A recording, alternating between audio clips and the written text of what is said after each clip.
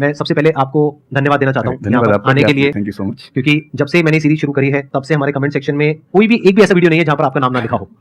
कई बार मुझे ऐसा लगता है देख करके कमेंट सेक्शन को कि ये मैं अपने चैनल पे आया हूं या आपके चैनल पे।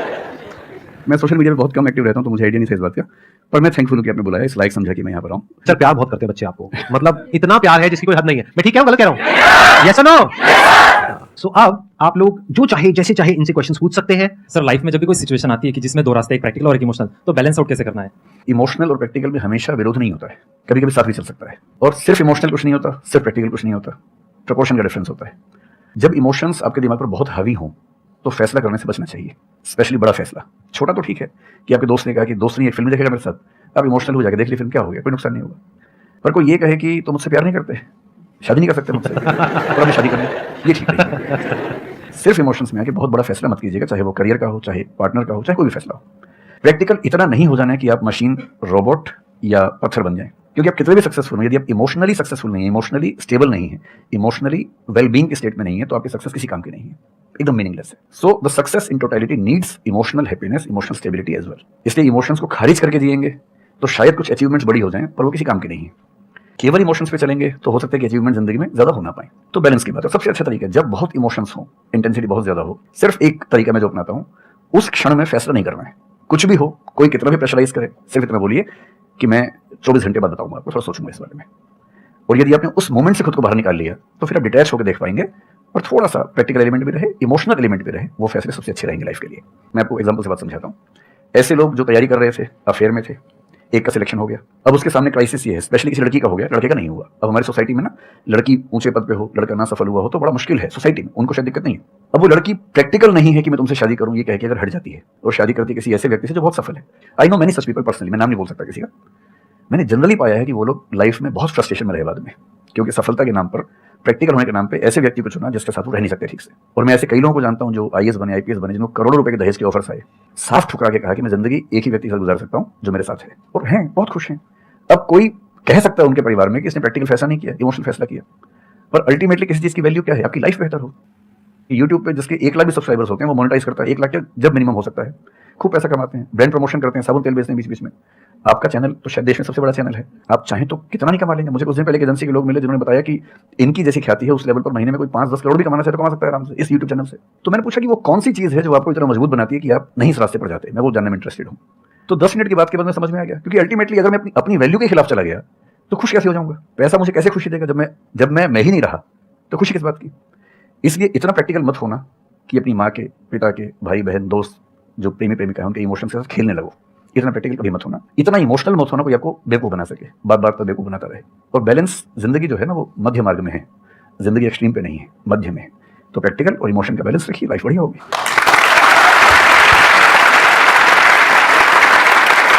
आपने सर इतने अच्छे से एक्सप्लेन किया, मेरे पास कुछ है ही नहीं बोलने के लिए। यूजुअली मेरे पास कुछ होता है ऐड करने के लिए, लेकिन आपने पूरा ही उसका ऐसा निचोड़ निकाल दिया। आपने यूट्यूब पे इतना बोला कि सच में नहीं बताऊंगा आपके पास। 6-7 साल पहले की बात है, मेरी एक स्टूडेंट थी जो सुसाइडल टेंडेंसी की शिकार थी उस समय। उसके घर में कुछ ऐसी ट्रेजेडी, उसकी मदर की डेथ हुई थी, और एक ऐसी ट्रेजेडी जो बहुत ही रेयर किस्म की ट्रेजेडी है जो शेयर करना ठीक नहीं है यहाँ। तो वो मेरे पास आई और मुझे लगा कि आज मैं पहली बार किसी ऐसे व्यक्ति से बात करूँ जो डिप्रेशन में है और सुसाइड कर सकता है अगले 1-2 दिन के अंदर अंदर। अब मैं परेशान था कि मैं कैसे मैनेज करूं, और मुझे मोटिवेशन की ऐसी जानकारी उस समय तो बिल्कुल नहीं थी, बाद में थोड़ा बहुत पढ़ा। तो मैंने उससे कहा कि अच्छा तुम घर जाओ, मैं कुछ देखता हूँ। फिर मैं घर गया, नेट पे सर्च करना शुरू किया, करते करते मुझे आपका एक वीडियो मिल गया, अनस्टॉपेबल शायद कुछ आपने को बनाया था उस समय। तो मैंने वो थोड़ा सा देखा 10 मिनट का, मुझे लगा कि ये जो है ना, ये इंजेक्शन है किसी मतलब डिप्रेस्ड व्यक्ति को तुरंत मोटिवेट करने के लिए। तो मुझे ध्यान है कि मैंने उसको वीडियो का लिंक भेजा। मैंने कहा देखो, जिंदगी अपने रास्ते पर चलेगी, ठीक हो जाएगी, जब जब मूड ऐसा हो, बहुत डिप्रेसिंग हो, सुसाइडल मन करे, उस समय वीडियो देखना ध्यान से, और कम से कम उस बुरे फेज से बाहर निकल जाओगी। और फिर मैंने वो वीडियो अपने फैमिली में भी 2-3 बच्चों को भेजा, जो बच्चे उस क्राइसिस में होते थे। तो मैं बहुत थैंकफुल हूँ उन सब बच्चों की जान बचाने में बड़ी भूमिका है। Thank you so much sir, it means a lot to me. देखो आपने बहुत बड़ी बात कही सर, मेरे लिए बहुत बड़ी बात है। नहीं, कई बच्चों की जान बचाई होगी आपने जरूर। जो वो एक मोमेंट होता है, उस मोमेंट में कोई बचा ले तो लोग बच जाते हैं, वो मोमेंट क्रॉस हो जाए तो फिर चीजें बिगड़ जाती हैं। हेलो सर, नमस्ते। नमस्ते सर, बोथ ऑफ यू। मैं हमेशा से आप दोनों की बहुत फैन रही हूँ। मुझे बस ऐसा लग रहा है कि मैं सपना देख रही हूँ, मेरे लिए रियलिटी नहीं है। मुझे बस आपसे ये जानना, मैं हर मतलब एवरी डे 8 से 10 आवर में पढ़ाई करती हूँ, बट मुझे कभी कभी बहुत डिमोटिवेशन आ जाता है कि होगा नहीं होगा, क्या होगा पता नहीं। देखिए, डिमोटिवेशन अगर आपको दिन भर में 1 घंटे आता है, नहीं सर, ऑलमोस्ट टाइम पढ़ाई करने के बाद 2-3-4 दिन के बाद ही होता है कंटिन्यूअसली। अगर महीने में 4-5 बार आता है और 1-1 दिन के लिए आता है तो इसका मतलब आप एकदम ठीक है। अगर कोई व्यक्ति आपको ये कहे कि मुझे डिमोटिवेशन कभी नहीं होता, तो उसको इलाज की जरूरत है, आपको जरूरत नहीं। क्योंकि जब आप अपने से बेहतर व्यक्ति को देखेंगे आपको थोड़ा सा इंफीरियरिटी कॉम्प्लेक्स आएगा, डिमोटिवेशन आएगा। जब आप अपने से कमजोर को देखेंगे आपको सुपीरियरिटी कॉम्प्लेक्स आएगा, थोड़ा सा मोटिवेशन ज्यादा हो जाएगा। जिस दिन टारगेट पूरा हो जाएगा मोटिवेशन आ जाएगा, जिस दिन टारगेट पूरा नहीं होगा डिमोटिवेशन आएगा। जिस दिन टेस्ट में आपके मार्क्स अच्छे आएंगे आप मोटिवेशन के साथ लौटेंगे, जिस दिन खराब आएंगे डिमोटिवेशन होगा। लेकिन ध्यान रखिए, जिस दिन आप मोटिवेटेड हैं उस दिन आप वजह बन गए कईयों के डिमोटिवेशन की। लगातार मोटिवेटेड होना एक मेंटल इलनेस की निशानी है और लगातार डिमोटिवेटेड होना डिप्रेशन की निशानी है। इन दोनों से बचना है। तो डिमोटिवेशन की बहुत हाइप है, इतनी हाइप की जरूरत नहीं है, थोड़ा बहुत हो एंजॉय कीजिए उसको। और जब जब लगे कि जिंदगी बहुत खराब चल रही है तो मैं जो करता हूँ, अजीब सा लगेगा आपको, मैं कभी कभी शमशान घाट चला जाता हूँ। सर मैंने ये सुनी है, आपने वीडियोस में भी कहा है। सच में चला जाता हूँ, या ट्रॉमा सेंटर चला जाता हूँ देखने के लिए। ट्रॉमा सेंटर में जाके 1 घंटा बैठ के आ जाइए, मोटिवेशन आ जाएगा। और शमशान घाट में जाके देख लीजिए कि हम जैसे हमसे कम उम्र के लोग वहाँ जल रहे होते हैं तो लगता है हम जिंदा तो हैं। अगर मैं थोड़ा सा कॉग्निटिव लेवल पर बात करूँ, एक बहुत बड़ा साइकोलॉजिस्ट हुआ, उसका नाम है ब्रेंटानो, कभी सर्च कीजिएगा उसको। ब्रेंटानो ने ह्यूमन कॉन्शियसनेस को स्टडी किया और उसने ये बताया कि ह्यूमन कॉन्शियसनेस की बेसिक नेचर है कि जो हमारे पास है वो हमें नजर नहीं आता, जो नहीं है वो नजर आता है। तो the consciousness of lacking something is the nature of human consciousness. इसलिए इसी बात को एक शेर में, बहुत प्रसिद्ध शेर में कहा गया है, दुनिया जिसे कहते हैं जादू का खिलौना है, मिल गया सो मिट्टी है, नहीं मिला वो सोना है। तो जो आपको नहीं मिलेगा ना हमेशा बड़ा होकर दिखेगा, जो मिलेगा छोटा हो जाएगा। तो ईमानदारी इसमें है कि जब जब डिमोटिवेशन और डिप्रेशन में कागज लेके बैठ जाइए और एक तरफ लिखिए मेरी जिंदगी में ऐसा क्या क्या है जो दूसरों के पास नहीं है, पेज भर जाएगा पूरा। तो जो है उस पर ध्यान दीजिए और एंजॉय कीजिए। मेरा क्वेश्चन है कि आजकल बहुत लोग बोलते हैं कि एजुकेशन सिस्टम हमारा पुराना हो गया है और बहुत लोग बोलते हैं कि इसे चेंज करना चाहिए और ये सारी चीजें बहुत पुरानी हो रही है जो हम अभी करंटली पढ़ रहे हैं। तो इस पे आपका ओपिनियन क्या है? एजुकेशन सिस्टम में तो बहुत मेजर चेंजेस की जरूरत है और ये बात भारत सरकार ने एक्सेप्ट भी की है, नई पॉलिसी भी लेके आए हैं। मतलब मुझे लगता है कि कई लेवल्स पे देखना है। सबसे पहले तो ये डिफाइन करना जरूरी है कि एजुकेशन का पर्पस है क्या। क्या पर्पस केवल नौकरी लेना है, एक जॉब मिल जाए वही पर्पस है? मैं उससे एग्री नहीं करता हूँ। मेरी राय में एजुकेशन का बेसिक पर्पस है कि एक होमो सेपियंस एक इंसान बन जाए, सोचना आ जाए, उसको समझना आ जाए। कोई राजनेता या धर्मगुरु उसको गधा ना बना सके, बेवकूफ ना बना सके। उसे इतनी समझ हो कि वो चीज़ों को फैक्चुअली ऑब्जेक्टिवली समझ सके, तर्क कर सके, बहस कर सके, और अगर तर्क और बहस में सामने के तर्क ठीक है तो उनको एक्सेप्ट भी कर सके, इतना विनम्र भी रहे। बेसिकली पर्सनैलिटी ग्रूमिंग का प्रोसेस एजुकेशन है, वो केवल नौकरी का मामला नहीं है। पहली गलती तब होती है जब हम उसको केवल नौकरी का मामला मान लेते हैं। मतलब नौकरी जरूरी है, ऐसा नहीं कि जरूरी नहीं है, लेकिन वो सिर्फ वो उसका पर्पस नहीं होना चाहिए। सेकेंडली कई ऐसी चीजें, जैसे अगर बहुत विस्तार में तो नहीं जा सकते, जैसे एक बहुत छोटी बात है सेक्स एजुकेशन हमारी सोसाइटी में। ये इतनी जरूरी चीज है, स्कूल में जो एडोलेसेंस की एज के लोग हैं, 12, 13, 14 की एज के लोग हैं, उनको वो सब चीजें बताएं ताकि गलत सोर्सेज से इन्फॉर्मेशन ना मिले, कोई गलती ना कर बैठे। हेल्थ एजुकेशन के रूप में हो, उनको सारी चीजें पता हो, ठीक हाथों से पता हो, ठीक तरीके से पता हो। फिर मेरा ख्याल है कि जैसे IITs में अब तो होने लगा है, पहले क्या था कि हम टेक्नोलॉजी सेंट्रिक एजुकेशन पर ज्यादा फोकस करते थे कि आपने मशीन को समझ लिया, तकनीक को समझ लिया, हो गया, इंसान को नहीं समझा। टेक्नोलॉजी पढ़ने वाले लोग समाज और इंसान से एकदम कटे हुए थे। अब तो ह्यूमैनिटीज के कुछ सब्जेक्ट्स पढ़ाने की परंपरा शुरू हो गई है। एक होलिस्टिक एजुकेशन हो। ह्यूमैनिटीज वाला बच्चा केवल हिस्ट्री, पॉलिटिकल साइंस, सोशियोलॉजी पढ़ता है, उसको कोडिंग का सी भी नहीं आता, टेक्नोलॉजी बिल्कुल नहीं आती उसको MS एक्सेल भी नहीं पता क्या होता है। टेक्नोलॉजी वाला सिर्फ टेक्नोलॉजी पढ़ता है, वो ह्यूमन ब्रेन को नहीं पढ़ना चाह रहा, सोसाइटी को नहीं पढ़ना चाह रहा। क्यों नहीं एक ऐसी शिक्षा हो जिसमें एक इंटीग्रेटेड अप्रोच हो, होलिस्टिक अप्रोच हो, कि हम खुद तय कर सके कि किस किस एरिया में हमें ज्यादा जाना है और एक बेसिक अंडरस्टैंडिंग हर चीज की हो। तो बेसिक 3 फार्मूले माने जाते हैं। एक यूनिवर्सलाइजेशन ऑफ प्राइमरी एजुकेशन है कि 10वीं क्लास तक की शिक्षा हर बच्चे को मिले, ठीक से मिले। वोकेशनलाइजेशन ऑफ सेकेंडरी एजुकेशन यानी 11वीं 12वीं की पढ़ाई का पर्पस है कि बच्चा ये समझ पाए कि उसको जिंदगी में आगे कहाँ जाना है। और फिर जो हायर एजुकेशन है वो सबको करने की जरूरत नहीं होनी चाहिए, वो शौक पूरा करने के लिए नहीं है, वो शादी का वेटिंग रूम नहीं है, वो उसके लिए है जिसको सच में आगे पढ़ना है, वो उतना पढ़े, सब्जेक्ट चूज करे और फिर उसमें गहराई से रिसर्च करे ताकि डेवलपमेंट के रास्ते पर बढ़े। हम एजुकेशन के मामले में बहुत बुरी स्थिति में हैं। मैं तो जिस उम्र में हूँ, मेरा अब तो पर्पस भी ये बन गया है कि अब मैं उसी पे कुछ काम करूं। एक यूनिवर्सिटी शुरू करने की योजना मेरे मन में है, इनसे मैंने शेयर भी किया था। और मैं जिस तरह का विश्वविद्यालय सोचता हूं वो नौकरी देने के पीछे पागल नहीं होगा, वो होमो सेपियंस को कायदे का इंसान बनाने की कोशिश करेगा। नौकरी तो उसका एक पार्ट है।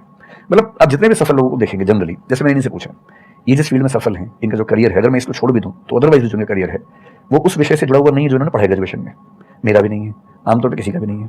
90% लोगों को मैं देखता हूँ जो सक्सेसफुल हैं, उनकी ग्रेजुएशन के सब्जेक्ट में और लाइफ की फील्ड में कोई लिंक नहीं है। तो बेसिक पर्पस क्या है? वो स्मार्टनेस बाहर आ जाए, ग्रूमिंग हो जाए, इंटेलिजेंस है, इमोशनल इंटेलिजेंस है, वो सब जो टूल्स हैं वो उस बच्चे को सीखने को मिल जाए ताकि फिर वो जिंदगी को फेस कर सके, इनोवेट कर सके, नए रास्ते निकाल सके। 1000 रास्ते दुनिया में होते हैं।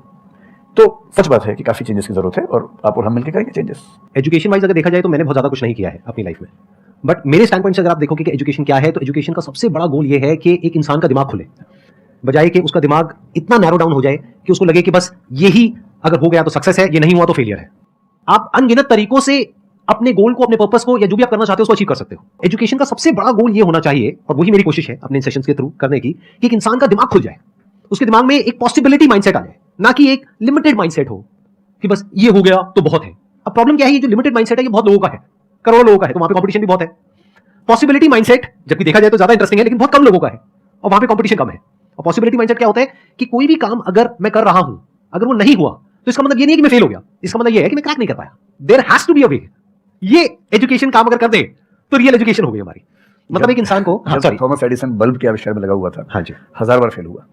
तो किसी ने उससे पूछा कि यार तुम बार बार करते होता तो है नहीं तुमसे, क्यों कर रहे हो? उसने पता है क्या कहा? हर फेलियर के बाद मैं ये जानता हूं कि बल्ब इस तरीके से भी नहीं बन सकता, और अब मैं 1000 तरीके जानता हूं कि इन तरीकों से नहीं बनेगा, और उसके बाद वो तरीका ईजाद हुआ जिससे बना। एजुकेशन से एक इंसान का दिमाग इतना खुल जाए कि सबसे पहली चीज तो उसको ये समझ आए कि मैं कुछ भी नहीं जानता हूं। हाँ, एकदम ठीक बात है। एजुकेशन मस्ट बी सच कि वो लाइफ लॉन्ग आपका एक क्वेश्चनिंग माइंड बना ही रहे, कि आप कहीं भी हो, कुछ भी कर रहे हो, आपके दिमाग में क्वेश्चंस चले, questions related to the problems. जो भी आप काम कर रहे हो वो क्या है, अल्टीमेटली प्रॉब्लम सॉल्विंग है, तभी उस काम में वैल्यू है। अगर किसी की कोई प्रॉब्लम ही नहीं सॉल्व कर रहे हो तो उसमें वैल्यू कहां ऐड हो रही है, और वैल्यू नहीं ऐड होगी तो आपको पैसा कैसे मिलेगा, फिर जॉब हो चाहे बिजनेस हो।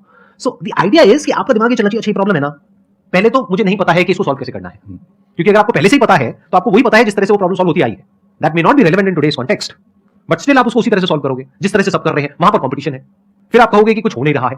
सो द आइडिया इज कि पहले तो ये प्रॉब्लम है जो मुझे अच्छे से समझ आई, मैंने इस पे फोकस किया, अब इसको सॉल्व करने के इन्फिनिट तरीके हैं, एक रास्ता नहीं है, बहुत सारे रास्ते हैं, मुझे पता नहीं है। This is the goal of education, कि मुझे नहीं पता है लेकिन पता किया जा सकता है। This is another goal of education. उसमें से कुछ तरीके काम करते हैं, कुछ नहीं करते हैं, ये भी हमको क्लियरली पता होना चाहिए। मतलब your personality must be dynamic, it must not be static.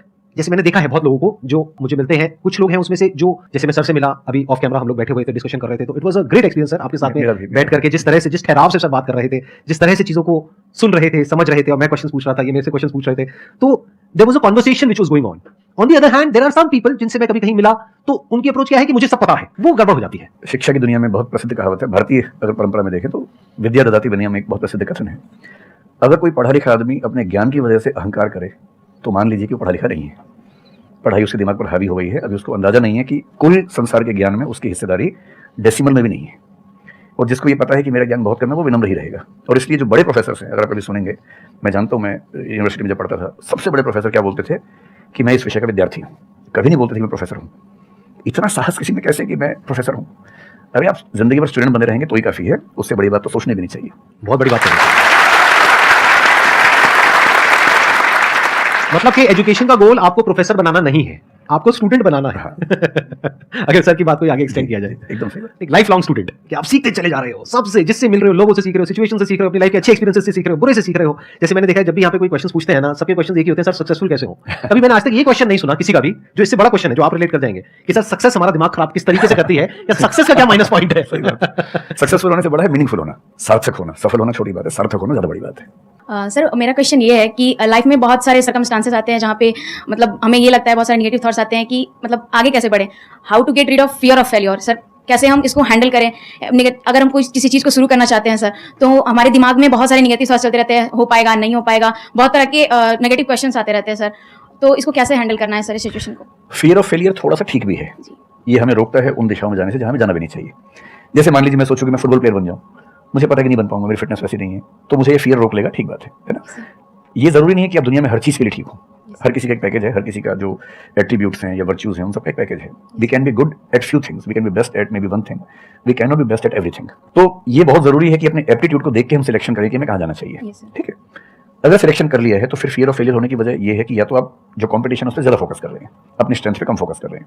मेरे ख्याल से स्ट्रेंथ पे फोकस करना, कुछ अच्छे लोगों की कंपनी में रहना जो थोड़ा सा मोटिवेट करते हो, अच्छे दोस्त हों, लगातार मनहूस टाइप की बात ना करते हो, ऐसे लोगों के साथ रहना, कुछ रिक्रिएशनल एक्टिविटीज, उससे बाहर निकल के थोड़ा खेलना कूदना, मतलब फिजिकली फिट रहना, वो सब रहेगा तो हार्मोन्स जो हमारे दिमाग में आते हैं उससे, फिजिकल एक्टिविटी से, जो एंडोर्फिन्स वगैरह है, हैप्पी हार्मोन्स है, डोपामाइन वगैरह है, वो रिलीज होते रहे तो हम वैसे भी बहुत फियर से बचे रहते हैं। और अंत में मेरा तरीका ये है कि अगर मैं कुछ नहीं करूंगा तो फेल होना तय है, करूंगा तो चांस है कि फेल होऊंगा या पास हो जाऊंगा, तो नहीं करने में तो तय है कि फेल हो गया, तो क्यों नहीं चांस ले लेते हैं। और एक जगह फेल होऊंगा तो तय मान के चलिए कि दूसरी जगह मेरे फेल होने के चांस कम होगा, क्योंकि मुझे एक एक्सपीरियंस है प्रयास करने का और फेल होने का, और वो एक्सपीरियंस किसी ना किसी क्वांटिटी में हर फील्ड में काम आता है, मैच्योरिटी आपके अंदर आती है। और मैं एक शेर अक्सर यूज करता हूँ, बहुत बहुत प्रिय शेर मुझे है, और मुझे सच में लगता है कि जिंदगी को जीना बहुत आसान काम है, मुश्किल काम नहीं है। असली बात है कि आप प्रयोग करें, कोशिश करें, और हार जाएं तो दूसरी कोशिश करें। और मैं इसलिए एक लाइन हमेशा बोलता हूँ, क्यों डरे, जिंदगी में क्या होगा, कुछ ना होगा तो तजुर्बा होगा।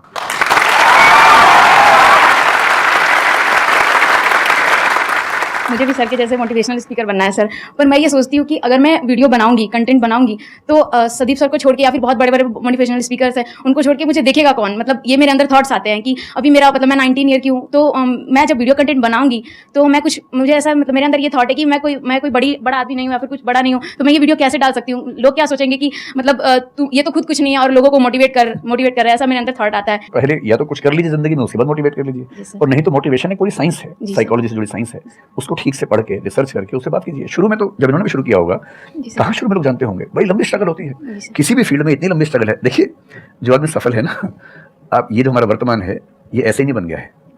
हर सफल आदमी का एक बहुत लंबा अतीत होता है जिस पर नजर किसी की नहीं होती है। और बशीर बद्र ने एक बड़ी गहरी बात कही थी, ये फूल मुझे कोई विरासत में मिले हैं, तुमने मेरा कांटों भरा बिस्तर नहीं देखा। कितने साल तक ये लहूलुहान हुए होंगे, रोज छिला होगा शरीर, तब जाके लोगों ने पहचानना शुरू किया होगा। लगातार काम करने से, जिसको कंसिस्टेंसी कहते हैं, परसिवरेंस कहते हैं, बात बनती है, आपकी भी बनेगी। मैं तो कई ऐसे लोगों को जानता हूं जिन्होंने एकदम स्क्रैच से शुरू किया और उसके बाद टॉप पे पहुंचे। आपने अपने क्वेश्चन में दो बातें टच करी, एक कि आपको मोटिवेशनल स्पीकर बनना है, एक है कि फियर ऑफ फेलियर है। एक तो फियर ऑफ फेलियर को हटाइए, अगर आपको मोटिवेशनल स्पीकर बनना है तो अपने माइंडसेट को रखिए एक्सपेरिमेंटल माइंडसेट।